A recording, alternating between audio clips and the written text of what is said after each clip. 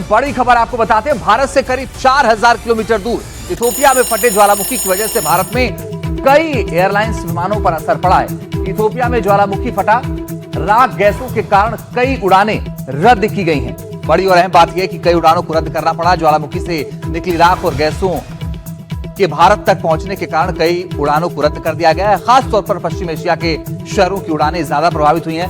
भारत में भी पश्चिमी इलाकों से उत्तर की ओर जाने वाली कई उड़ानों पर असर पड़ा है। मौसम विभाग के मुताबिक राख और धुएं के ये बादल शाम 7:30 बजे तक भारतीय वायुसेना से चीन की ओर निकल जाएंगे। इससे जुड़ी एक रिपोर्ट भी आई, आपको दिखाते हैं। पूर्वी अफ्रीका के इथियोपिया में 12,000 साल से सोया हाली गुबी ज्वालामुखी रविवार को अचानक फट पड़ा।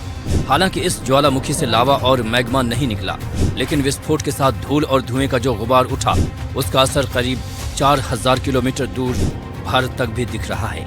इस गुबार में चट्टानों के टुकड़े, कई तत्वों के बारीक कण और जहरीली गैस शामिल हैं।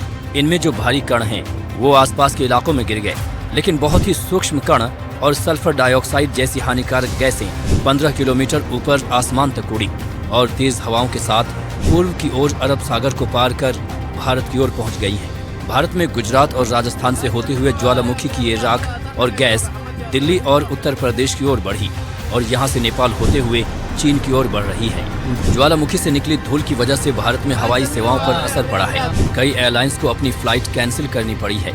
यहाँ उनके रास्ते बदलने पड़ गए हैं। ज्वालामुखी से निकली राख और गैस जिस ऊंचाई पर उड़ रही है, वहां हवाओं की गति काफी तेज होती है और ये वही ऊंचाई है जिस पर विमान उड़ते हैं।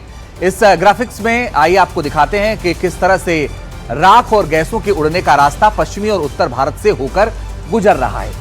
बड़ी बात यह है कि इस कारण इस पूरे रास्ते से गुजरने वाली उड़ानों पर असर पड़ा है। दरअसल ज्वालामुखी से निकलने वाली राख विमानों के इंजनों के लिए खतरनाक हो सकती है।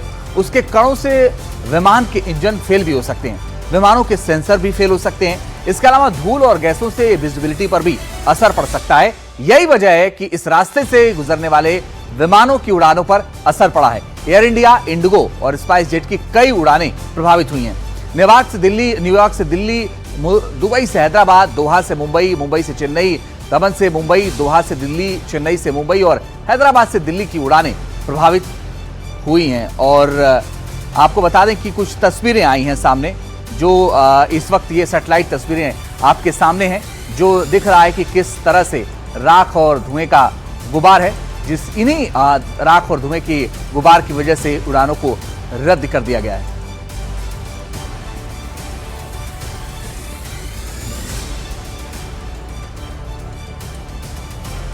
और इथियोपिया के ज्वालामुखी से उठी राख के भारत पर जो असर हो रहे हैं, उससे जुड़ी आपको जानकारी हमने दी, लेकिन क्या असर पड़ रहा है विमानों को लेकर के खास तौर पर, उससे जुड़ी एक रिपोर्ट आई, आपको दिखाते हैं।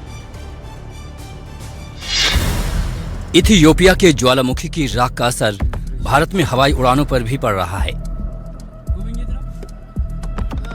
इससे दिल्ली एयरपोर्ट पर 19 अंतर्राष्ट्रीय उड़ानें प्रभावित हुई हैं, जिसमें 7 इंटरनेशनल उड़ानों को रद्द कर दिया गया है, जबकि 12 उड़ानों में देरी हुई है। भारत का मौसम विभाग लगातार इसे लेकर अपडेट दे रहा है। ये जो एश प्लूम है, इसका इम्पैक्ट जो एयरक्राफ्ट ऑपरेशन है उसी लेवल पर इसके ऊपर होता है। इसके लिए हम कल से रेगुलरली अपडेट दे रहे हैं। सिग्निफिकेंट मीटरोलॉजिकल इंफॉर्मेशन मैसेज जारी हो रहा है। इधर डीजीसीए ने एयरलाइंस को लेकर एडवाइजरी जारी की है और सुरक्षा प्रोटोकॉल का पालन करने को कहा है। साथ ही यात्रियों को स्थिति पर नजर रखने की सलाह दी है।